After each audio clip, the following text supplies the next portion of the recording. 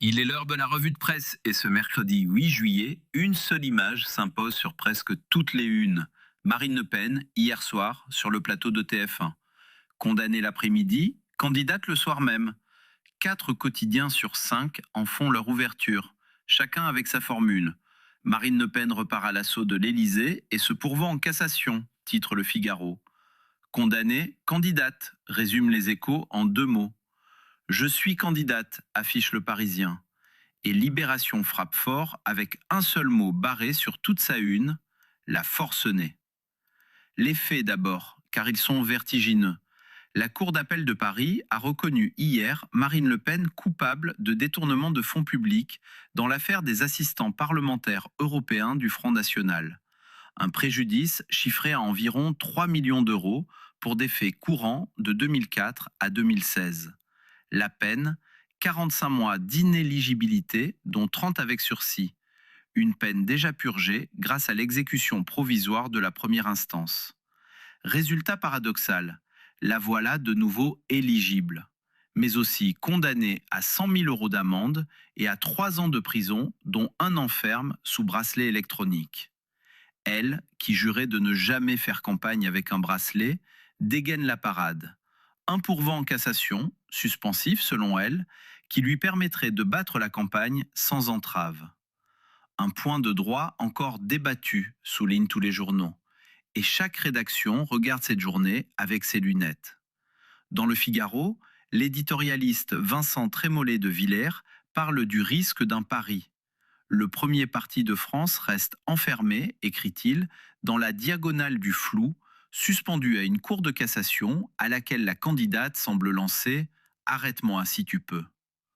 Le journal ouvre aussi ses pages débat à Jean-Éric Schuttel, l'ancien secrétaire général du Conseil constitutionnel, qui s'interroge sur la pénalisation de la vie politique. Tout autre son de cloche dans Libération. Pour Paul Quignot, un mot résume la soirée : mépris.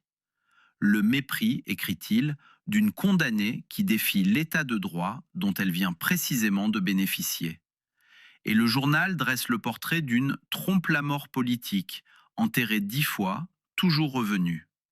La présidentielle 2027, conclut l'éditorialiste, pourrait bien se jouer en faveur ou pas de l'état de droit. Le Parisien, lui, raconte la journée de l'intérieur. La révérence ironique à la cour d'appel, la veste rose pâle, le QG flambant neuf du 16e arrondissement et cette confidence d'une amie. Elle a un côté phénix qui renaît toujours de ses cendres. Dès ce matin, le tandem Le Pen-Bardella arpente un marché de la Flèche dans la Sarthe. Côté écho, Cécile Cornudet parle d'un choix cornélien, tranché par une justice jugée machiavélique par certains. Et Dominique Seux annonce le grand affrontement. Un RN dont les intentions de vote tutoient les 35 à 40% au premier tour. Avec une vraie question économique. Que devient la ligne pro-entreprise esquissée par Jordan Bardella, repoussée dans son rôle de candidat à Matignon? À gauche, les réactions fusent, de Boris Vallaud à Marine Tondelier. Emmanuel Macron, lui, en déplacement en Syrie, refuse de commenter. On change de décor, mais pas de température, car la France suffoque, et c'est la une du Monde. La France à l'épreuve d'une 3e canicule. 3e épisode de l'année, jusqu'à 40 degrés, une douzaine de jours annoncés, et 61 départements en vigilance orange hier, 67 dès aujourd'hui, précise Le Parisien, qui n'exclut pas des pointes à 42, voire 44 degrés dans le sud. En cause, un dôme de chaleur alimenté par de l'air saharien qui pourrait tenir jusqu'au 14 juillet. Le Monde raconte aussi le traumatisme d'Île-sur-Tête dans les Pyrénées-Orientales. Le pire incendie du département depuis 50 ans. 5 900 habitants évacués. Et cette alerte d'un chercheur, jamais 11 000 hectares n'ont brûlé aussitôt depuis 20 ans. L'angle social, c'est Libération qui le tient. Reportage sur un chantier de Saint-Ouen où l'on aménage les horaires et distribue l'eau. Sur plus d'1 million de travailleurs exposés, seuls 11 000 ont exercé leur droit de retrait lors du dernier épisode. Dans Le Monde toujours, Françoise Fressoz dénonce l'indigne polémique. 2025 morts supplémentaires fin juin. Et pendant ce temps, motion de censure des écologistes d'un côté, plan climatisation à 40 milliards du RN de l'autre. Les Échos, eux, s'inquiètent de la baisse du niveau des nappes phréatiques. Troisième dossier du jour, et il pèse lourd, les finances publiques. Tous les journaux ont noté la double annonce de Bercy. 1.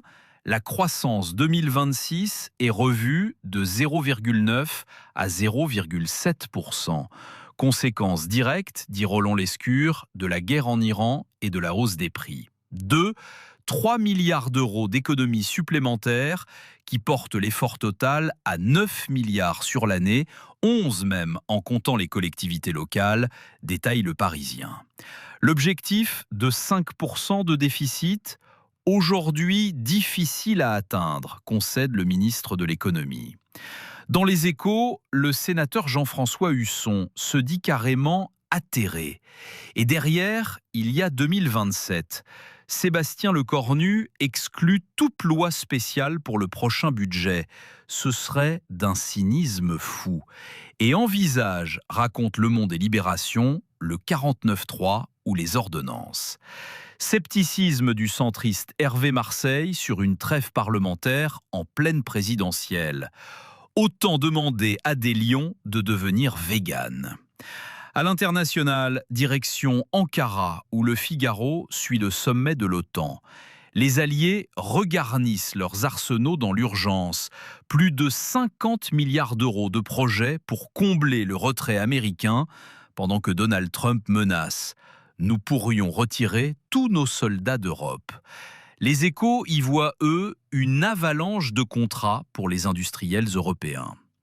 À Londres, coup de théâtre signé Nigel Farage. Mis en cause dans des affaires financières, il démissionne de son mandat de député pour provoquer une élection partielle.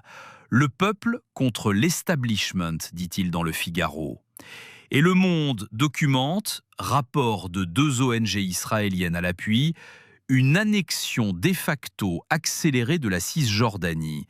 18% des territoires occupés, désormais contrôlés par les colons, contre 7% avant la guerre à Gaza. Et puis il y a le feuilleton qui fait respirer cette presse estivale, la Coupe du Monde. Le Parisien s'installe dans la Maison Bleue.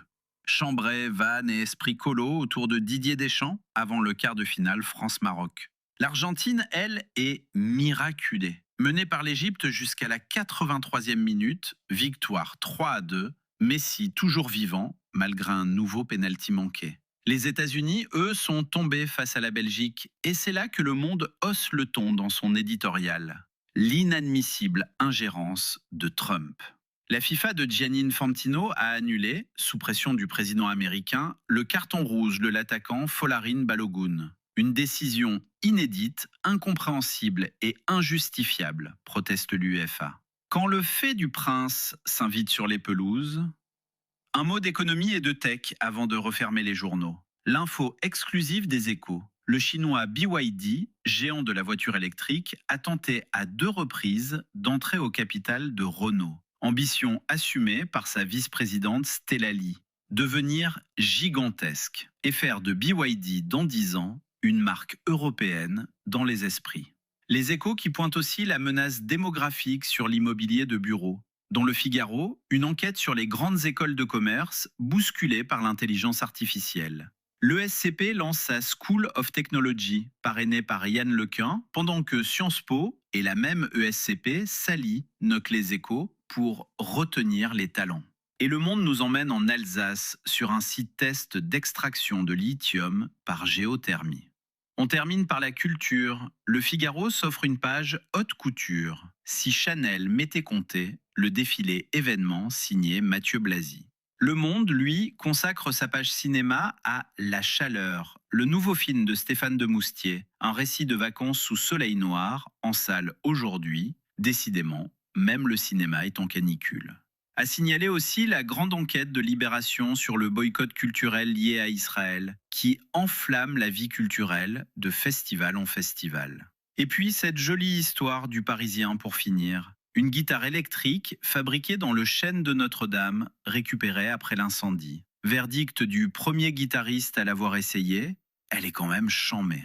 Le chêne centenaire au service du rock pour financer la restauration de la cathédrale. Voilà pour les journaux de ce mercredi 8 juillet. Restez au frais, buvez de l'eau et que la journée vous soit douce et légère. Très bonne journée à toutes et à tous.